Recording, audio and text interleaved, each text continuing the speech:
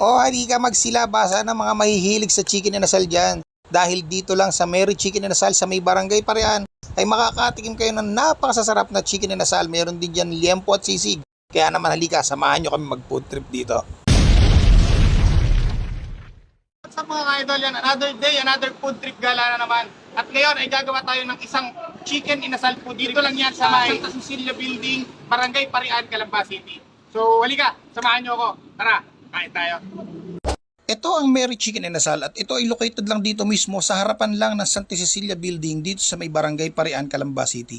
At pagpasok mo nga sa loob nito ay bubungad na agad sa iyo ang kanyang fully air conditioned na dining area. At ito yung iba't ibang klaseng menu na pwede mong pagpilian pagpunta mo dito. Ito yung kanilang grilling station, ito yung kanilang griller. Dito nila niluluto yung kanilang mga chicken inasal at ang kanilang mga liempo. Dito na rin nila pine-prepare lahat ng mga menu na sineserve nila. Kaya naman pagpasok ko dito sa kusina, lalo ako nag-crave, kaya halika, kain na tayo.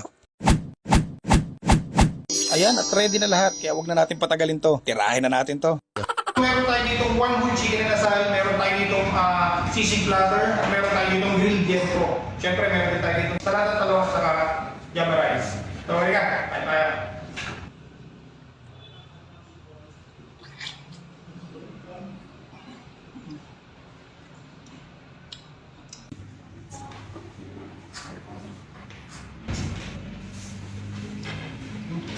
Grabe. Nalulod sa loob yung lasa ng manok.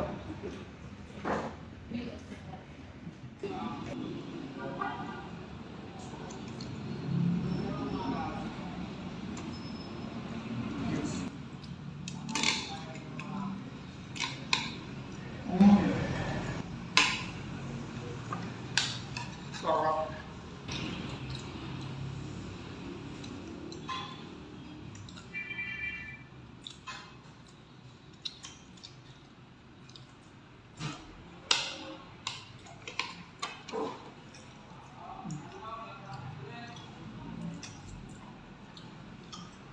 Sobrang lambot.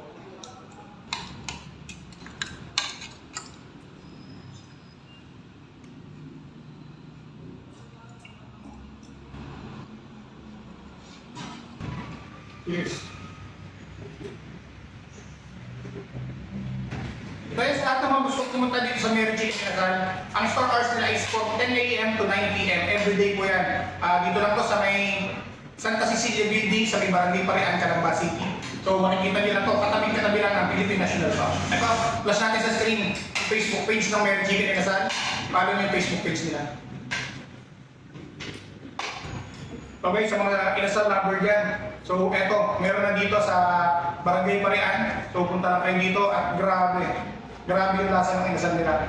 Sobrang juicy-licious talaga hanggang mo pasok na pasok yung lasa ng pagkakamari. Grabe at sa parang sa itong sisig na ito kasi ganito yung sisig na gusto ko, yung crispy siya tapos naghahalo yung panis tsaka yung mga.